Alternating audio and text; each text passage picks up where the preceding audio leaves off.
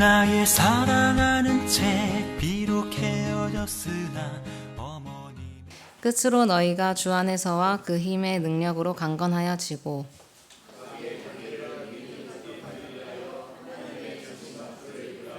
우리의 씨름은 혈과 육을 상대하는 것이 아니요 통치자들과 권세들과 이 어둠의 세상 주관자들과 하늘에 있는 악의 영들을 상대함이라.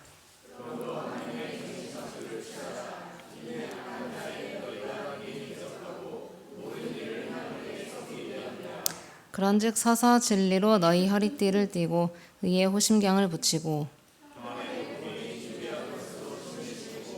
모든 것 위에 믿음의 방패를 가지고 이로써 능히 약한 자의 모든 불화살을 소멸하고. 함께요. 모든 기도와 간구를 하되 항상 성령 안에서 기도하고 이를 위하여 깨어 구하기를 항상 힘쓰며 여러 성도를 위하여 구하라. 아멘. 어느 목사님이요, 한 집사님 댁에 신방을 가게 되었습니다. 근데 아무리 벨을 눌러도 대답이 없습니다. 하는 수 없이 그냥 돌아가려고 하다가 메모를 써서 문에다가 붙여 놓았습니다. 거기에는 요한계시록 3장 20절 누구누구 목사 이렇게 간단한 메모를 남겨 놓았습니다. 요한계시록 3장 20절 말씀은 볼지어다 내가 문 밖에 서서 두드리노니 누구든지 내 음성을 듣고 문을 열면 내가 그에게로 들어가 그와 더불어 먹고 그는 나와 더불어 먹으리라 라는 말씀이었습니다. 그러니까 내가 여기 와서 당신 집사님 집 문 밖에서 기다리다가 돌아간다 뭐 그런 의미로 붙여놓은 거죠. 자, 주일이 되었습니다. 메모를 받은 집사님이 목사님을 찾아가 목사님 집에 신방 오셨는데 못 만나 뵈서 죄송합니다 그러면서 또 간단한 쪽지 하나를 목사님에게 건넵니다. 거기에는 창세기 3장 10절 이렇게 적혀 있었습니다. 창세기 3장 10절 무슨 말씀이냐면은 이르되 내가 동산에서 하나님의 소리를 듣고 내가 벗었으므로 두려워하여 숨었나이다. 무슨 말? 그러니까 이 집사님이 아마 뭐 샤워를 하고 계셨는지 목욕을 하고 계셨는지 그랬나 봐요. 그래갖고 목사님을 맞이하지 못했다라고 하는 뭐 그런 변명을 했다는 것입니다. 하여튼 뭐 그 목사님의 그 집사님입니다.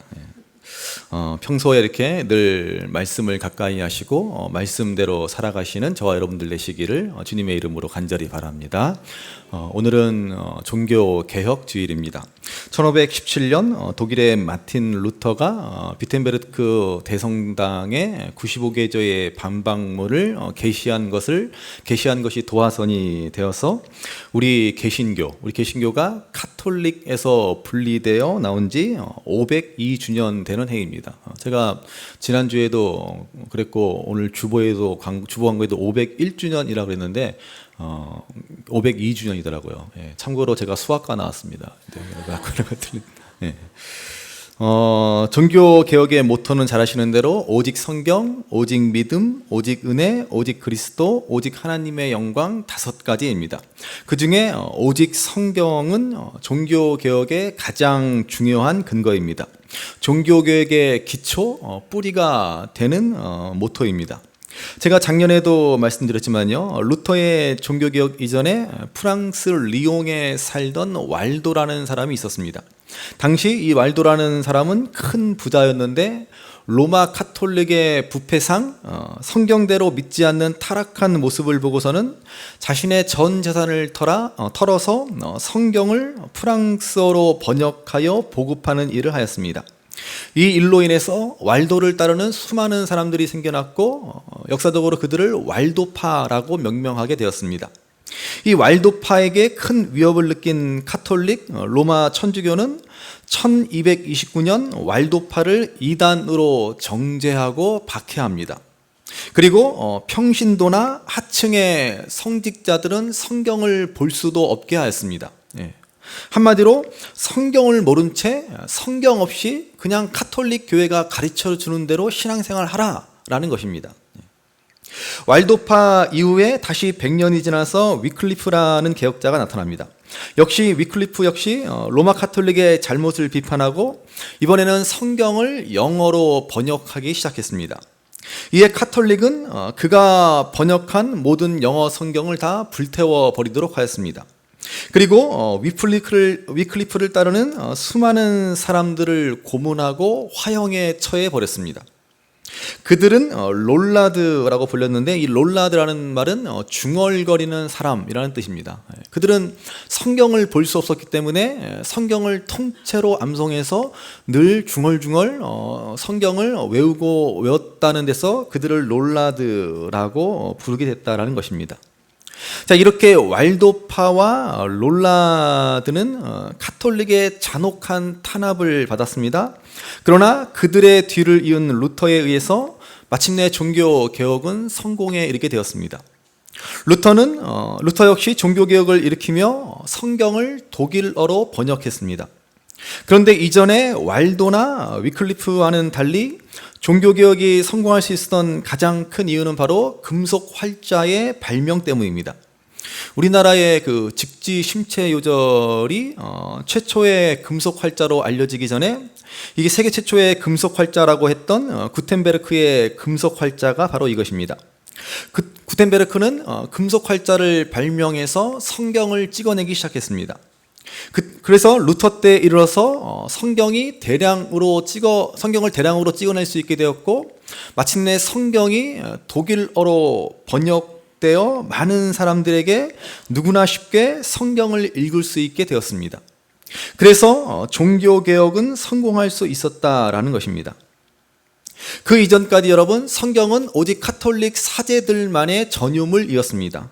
아무나 성경을 가질 수 없었고, 또 성경은 어려운 라틴어로 되어 있었기 때문에 성경을 가지고 있다라고 해도 쉽게 읽을 수가 없었습니다.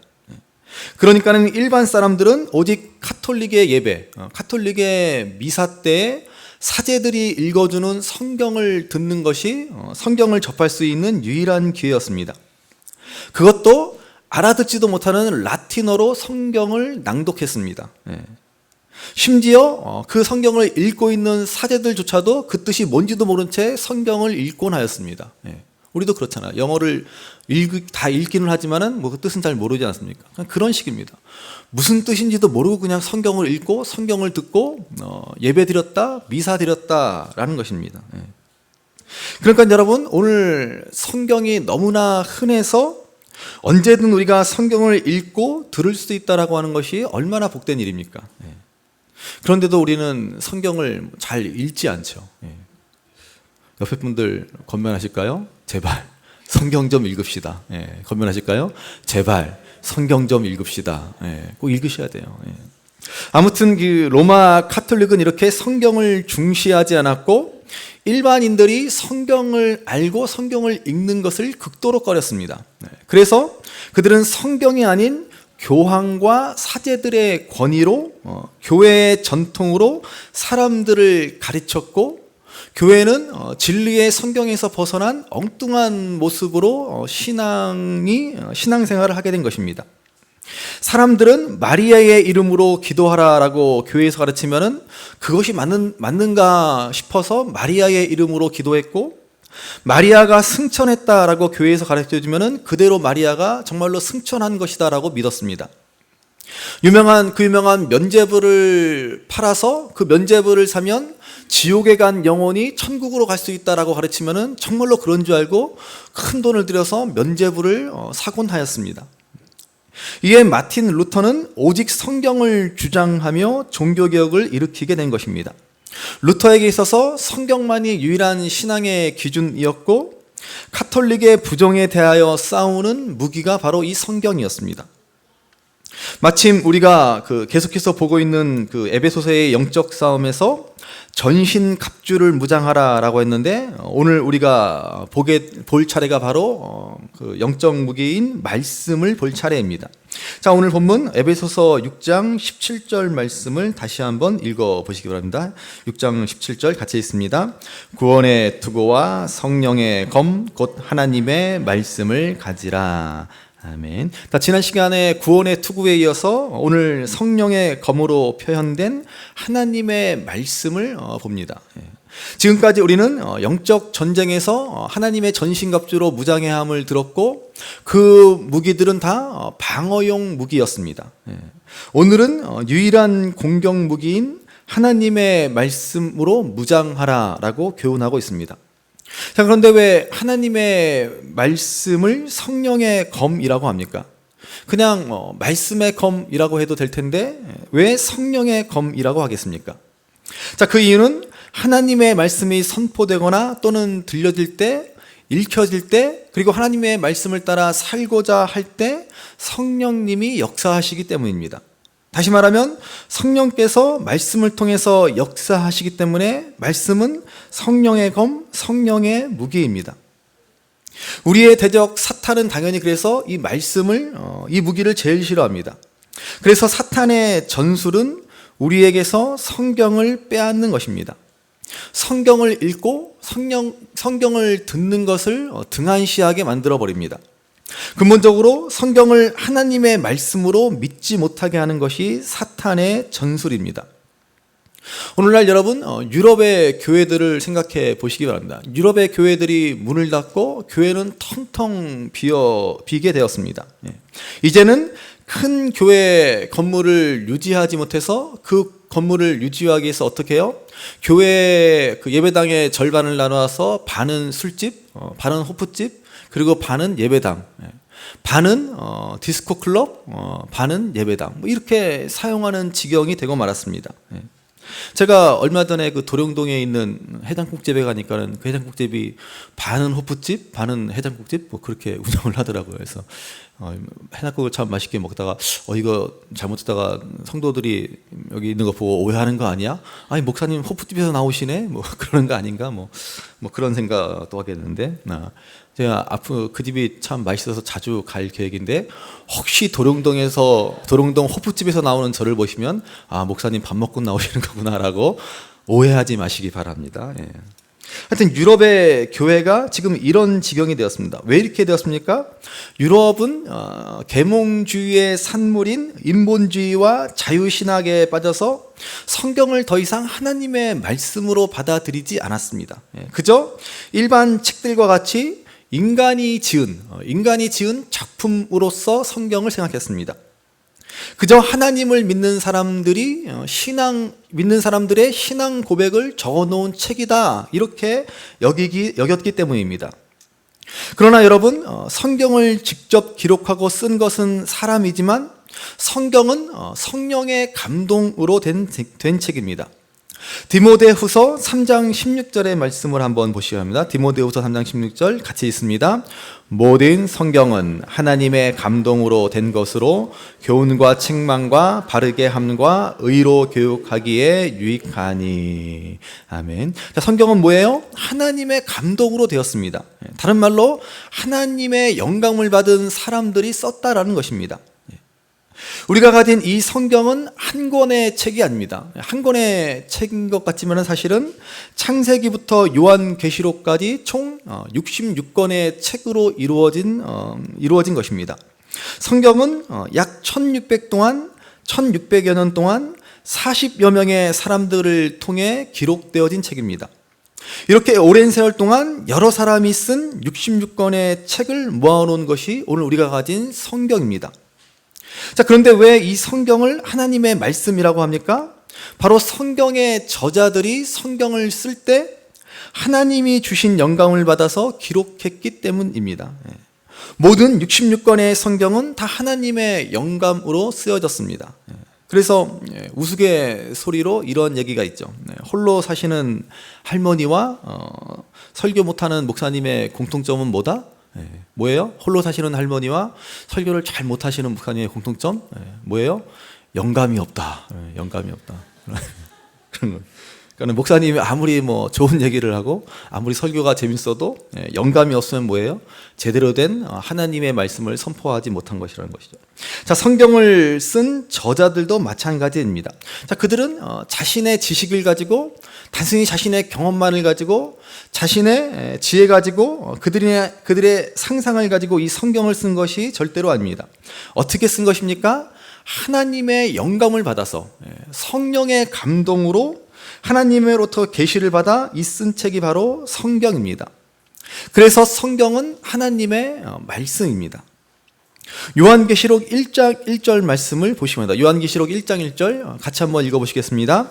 예수 그리스도의 계시라 이는 하나님이 그에게 주사 반드시 속히 일어날 일들을 그 종들에게 보이시려고 그의 천사를 그 종 요한에게 보내어 알게 하신 것이라. 아멘. 자, 성경은 뭐예요? 예수 그리스도의 계시다. 예수님께서 알려주신 것이다 라는 말씀입니다. 요한에게 알게 하셔서 그의 천사들을 보내요. 바로 성령의 영감을 통해서 요한이 알고 요한계시록을 받아 적었다라는 것입니다. 요한계시록뿐만 아니라 성경 전체의 내용이 다 하나님의 영감으로 되었습니다. 하나님의 계시로 이루어졌습니다. 그래서 우리는 이 성경의 참 저자는 하나님이고 성경은 하나님의 말씀이라고 고백하는 것입니다. 사탄은 이 사실을 믿지 못하게 하려고 합니다. 그래서 현대인들에게는 5번째 제5복음서가 있다라고 말하지 않습니까? 성경에는 4개의 복음서만 존재하죠. 마태마가, 누가, 요한. 이 4개의 복음서만 있는데 오늘날 현대인들에게는 5번째 복음서가 있다라고 그럽니다. 그 복음서의 이름은 뭐예요? 내가복음. 내가복음. 사탄에게 속아서 성경을 하나님의 말씀으로 믿지 못하고 살아가는 오늘 우리들의 모습을 말해줍니다. 성경과 상관없이 살아가고 성경에 무관심하고 성경의 권위를 인정하지 않고 살아가는 현대인들은 저마다 내가 복음을 가지고 살아갑니다. 내가 성경 말씀이 아니라 내 뜻대로 내 생각대로 살아간다라고 하는 것이죠. 그래서 내가 복음입니다. 그러므로 먼저 우리는 분명히 깨닫고 고백해야 합니다. 성경은 하나님의 말씀이다라는 것입니다. 옆에 분하고 건면하실까요? 성경은 하나님의 말씀입니다. 성경은 하나님의 말씀입니다. 꼭 기억하셔야 합니다. 한 번 더 건면하십시다. 내가 복음을 버립시다. 내가 복음을 버립시다. 내가 복음을 버리시고 성경만을 믿고 따르셔야 합니다. 자, 다음으로 우리가 알아야 할 사실은 성경은 하나님의 말씀이기 때문에 성경은 항상 옳다라는 사실입니다. 그렇습니다, 여러분. 성경은 항상 옳습니다. 다른 말로 성경은 참 진리입니다. 그렇기 때문에 성경에는 오류가 없습니다. 그런데 여러분, 성경에 사실 진짜 오류가 없습니까? 아니요, 사실 성경에는 틀린 부분이 꽤 많이 있습니다. 몇 군데를 지적해 보면은 열왕기상 7장 15절에 보시면 그가 놋기둥 둘을 만들었으니 그 높이는 각각 18규빗이라 그랬습니다. 솔로몬이 성전을 세우고 그 앞에 놋기둥 둘을, 야긴과 보아스라는 놋기둥 둘을 세웠는데 그 높이가 18규빗이라 그랬습니다. 자, 똑같은 내용을 다루는 역대하 3장 15절에는 성전 앞에 기둥 둘을 만들었으니 높이가 35규빗이요 그랬습니다. 분명히 같은 내용을 기록했는데 다르죠. 열왕기에는 18규빗, 역대기에는 35규빗, 거의 2배나 차이가 나는 그러한 기록에 다른 것을 볼 수 있습니다. 분명히 둘 중 하나는 틀렸다라는 것이죠. 뭐가 틀렸는지는 모르겠지만 둘 중 하나는 잘못된 기록이라는 것입니다. 또 열왕기하 8장 26절에 보시면은 아하시야가 왕이 될 때 나이가 22세라라고 했습니다. 같은 기록인 역대하 22장 2절에 보시면은 아하시야가 왕이 될 때 나이가 42세라 그랬습니다. 하나는 22세, 하나는 42세. 분명히 둘 중에 하나는 틀린 기록일 것입니다. 신약 성경에서도 여러 가지가 있지만 대표적으로 틀린 부분이 예수님이 부활하셨을 때 빈 무덤에 찾아갔을 때 어떤 복음서에서는 한 사람이 갔다, 마리아 한 사람 갔다, 또 여자들이 갔다, 둘이 갔다, 이렇게 기록하죠. 또 빈 무덤에서 만난 천사를 보면은 마태마가복음에는 1명이었다, 누가 요한복음에는 2명이었다, 이렇게 다르게 기록하고 있습니다. 분명히 둘 중 하나는 틀린 기록일 것입니다. 자, 분명히 성경에도 이렇게 틀린 부분, 오류가 있습니다. 생각해 보십시오. 성경을 기록한 저자들도 인간이고 또 몇천 년을 이어져 내려오면서 처음부터 우리가 가지고 있는 완벽한 글로 된 성경이었습니까? 그렇지 않습니다. 입에서 입으로 구전되어 왔고 그 다음에 손에서 손으로 전해졌기 때문에 틀린 부분이 없을 수가 없습니다. 오히려 틀린 부분이 없다라고 하는 게 이상한 일입니다. 그럼에도 불구하고 우리는 성경에는 오류가 없다라고 말할 수 있습니다. 그 이유가 무엇입니까? 비록 사소한 부분, 기록상의 오류는 있을 수 있으나 성경에 나오는 복음의 진리, 우리 구원을 향한 하나님의 뜻은 분명하고 완전하기 때문에 그랬습니다. 그런 의미에서 성경은 정확무오합니다. 성경은 항상 옳습니다. 사소한 기록에서 틀린 부분이 있을 수 있습니다. 예수님의 빈무덤에 나타난 천사가 한 명이면 어떻고 두 명이면 어떻습니까? 그게 무슨 상관입니까? 좀 틀릴 수도 있죠. 솔로몬 성전 앞 기둥에 그 기둥의 높이가 18규빗이면 어떻고 35규빗이면 어떻습니까? 중요한 건 예수님이 부활하셨다는 사실이고 솔로몬이 성전을 세웠다라고 하는 사실이 중요한 사실이지 않습니까? 그래서 성경은 완전하고도 완벽한 하나님의 계시입니다. 성경에는 오류가 없습니다. 우리는 이 사실을 분명히 고백할 수 있어야 할 것입니다. 그렇기 때문에 성경은 완전한 하나님의 계시이기 때문에 이제 더 이상의 계시는 필요 없습니다. 누가 여러분에게 와서 성경에 없는 특별한 계시를 알려주겠다라고 말하면 그 사람은 100% 이단입니다. 자기만 아는, 우리만 아는 특별한 계시가 있어. 그거는 이단입니다. 성경은 완벽한 계시이기 때문에 더 이상의 계시는 없습니다. 그런데도 자기가 하나님의 특별한 계시를 받았다? 그러면 여러분 이 사람들은 다 사기꾼이고 이단들입니다. 요한계시록 22장 18절 19절 말씀을 보시기 바랍니다. 한번 같이 읽겠습니다. 내가 이 두루마리의 예언의 말씀을 듣는 모든 사람에게 증언하노니 만일 누구든지 이것들 외에 더하면 하나님이 이 두루마리에 기록된 재앙들을 그에게 더하실 것이요 만일 누구든지 이 두루마리의 예언의 말씀에서 제하여 버리면 하나님이 이 두루마리에 기록된 생명나무와 및 거룩한 성의 참여함을 제하여 버리시리라. 아멘. 누구든지 더하든지 빼든지 하지 말아라는 것이죠. 하나님의 아주 엄중한 경고입니다. 이 말씀에 뭔가 다른 걸 더하면 하나님이 그에게 재앙을 더하실 것이다. 이 말씀에서 뭔가를 빼버리면 하나님이 그 이름을 생명책에서 빼버리겠다. 이렇게 무서운 경고를 하고 계십니다. 성경의 기록은 끝났습니다. 완전한 계시입니다. 더 이상의 계시는 있을 수 없습니다. 우리는 이 하나님의 말씀을 듣고 이 하나님의 말씀을 지킬 때 비로소 하나님을 영화롭게 하고 즐거워하는 삶을 살아가게 됩니다. 요한복음 15장 10절 11절은 그래서 우리에게 이렇게 말씀합니다. 같이 한번 읽어보시겠습니다. 내가 아버지의 계명을 지켜 그의 사랑 안에 거하는 것 같이 너희도 내 계명을 지키면 내 사랑 안에 거하리라. 내가 이것을 너희에게 이름은 내 기쁨이 너희 안에 있어 너희 기쁨을 충만하게 하려 함이라. 아멘. 자, 하나님의 말씀을 지키는 것이 하나님의 뜻입니다. 그리고 말씀을 지키는 것이 하나님의 기쁨입니다.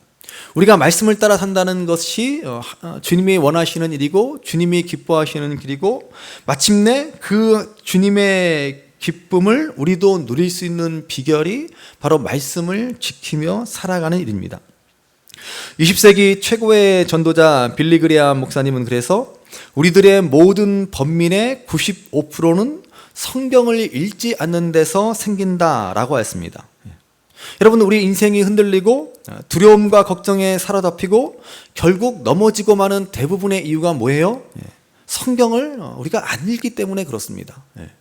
성경을 안 읽기 때문에 우리는 두려워하고 걱정하고 실패와 염려에 사로잡혀 살아가고 있는 것입니다. 옆에 분들하고 권면합시다. 제발 성경 좀 읽읍시다. 제발 성경 좀 읽읍시다. 좀 읽으셔야 돼요. 제발 읽으셔야 됩니다. 여러분, 우리가 인생의 위기 가운데서 우리의 인생이 송두리째 흔들릴 때 사탄이 우는 사자와 같이 우리를 삼키려고 덤벼듭니다. 그때 우리가 이 시험을 이길 수 있으려면 하나님을 체험해야 합니다. 우리 교회 표어가 단단하게, 담담하게, 당당하게인데 어떻게 우리가 이러한 삶을 살아갈 수 있어요? 하나님을 체험할 때 가능합니다. 하나님의 놀라운 은혜를 경험하고 하나님의 인도하심을 경험하게 됐을 때 우리는 또 다른 큰 위기를 직면할 때도 하나님이 역시 과거와 같이 도와주실 것을 알기 때문에 우리는 단단하고 담담하고 당당한 믿음으로 맞설 수 있는 것입니다. 그래서 성경은 말씀하시기를 너희는 여호와의 선하심을 맛보아 알지어다 라고 하였습니다. 그분이 얼마나 선하신 분이신지, 그분이 얼마나 높고 위대하신 분이신지, 그분의 능력이 얼마나 한이 없으신지 그 하나님을 맛보아 알아야 한다라고 말씀합니다. 그분을 체험해야 하는 것입니다. 그런 의미에서 우리 옆에 분들과 권면합시다. 하나님을 맛보십시오. 하나님을 맛보십시오. 별로 뭐 이렇게 반응 안 하시는 분에게는 이렇게 권면하십시오. 맛 좀 봐라. 속으로 겉으로 하면 기분 나쁠까. 하나님 맛 좀 봐라. 중요한 것은 우리가 어떻게 하나님을 맛보고 하나님을 경험하고 체험합니까? 체험하고 싶다고 해서 그게 쉽게 체험되어지지 않지 않습니까? 여러분, 우리가 하나님을 체험하는 가장 쉽고 정확하고 바른 길은 바로 말씀입니다. 우리는 성경을 통해서 하나님을 알고 하나님을 배우고 하나님을 경험하게 됩니다. 이 기록된 하나님의 말씀을 헬라어로 로고스라고 합니다. 우리는 로고스라는 말을 많이 들어 알고 있습니다. 하나님의 말씀을 로고스라고 하게 되죠. 그러나 또 한 가지 하나님의 말씀을 의미하는 헬라어로 레마라는 것이 있습니다. 로고스와 레마, 이 둘은 모두 다 하나님의 말씀을 일컫는 헬라어입니다. 그 차이가 무엇입니까? 로고스는 객관적인 말씀입니다. 성경에 기록되어진 말씀, 선포되어지는 말씀, 이것을 로고스라고 합니다. 그러면 레마는 무엇이냐? 주관적인 말씀입니다. 단순히 성경에 기록되어진 말씀으로 끝나는 것이 아니라 그 말씀이 나에게 어떤 의미로 다가오고 나에게 힘을 주고 위로를 주고 나에게 체험을 주는 말씀, 그 말씀을 레마라고 하는 것입니다. 다시 말하면 성령의 영감으로 나에게 적용되어지는 말씀이 레마입니다. 그래서 오늘 본문 우리가 읽은 에베소서 6장 17절에 나오는 말씀이 바로 말씀이 레마라는 단어가 사용되었습니다.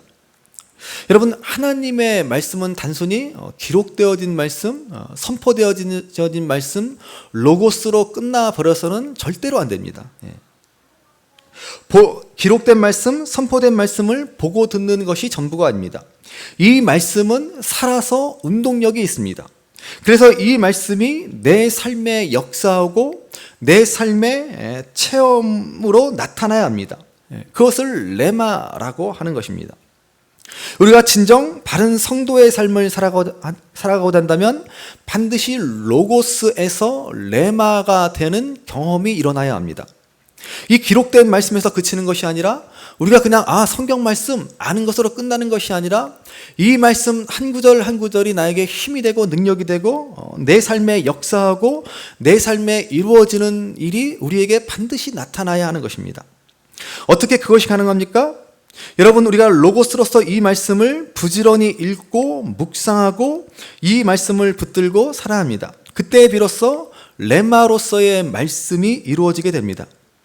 그러면 이제 내가 말씀을 붙들고 살아가는 것이 아니라 말씀이 나를 붙들어주는 놀라운 일이 벌어집니다.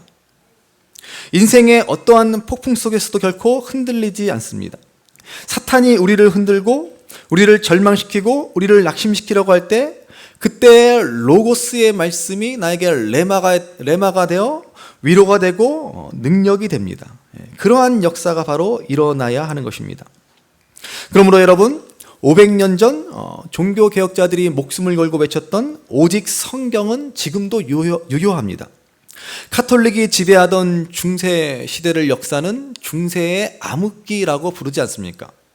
왜 빛의 종교인 우리 기독교가 역사를 지배하던 시대를 왜 암흑기라고 했겠습니까?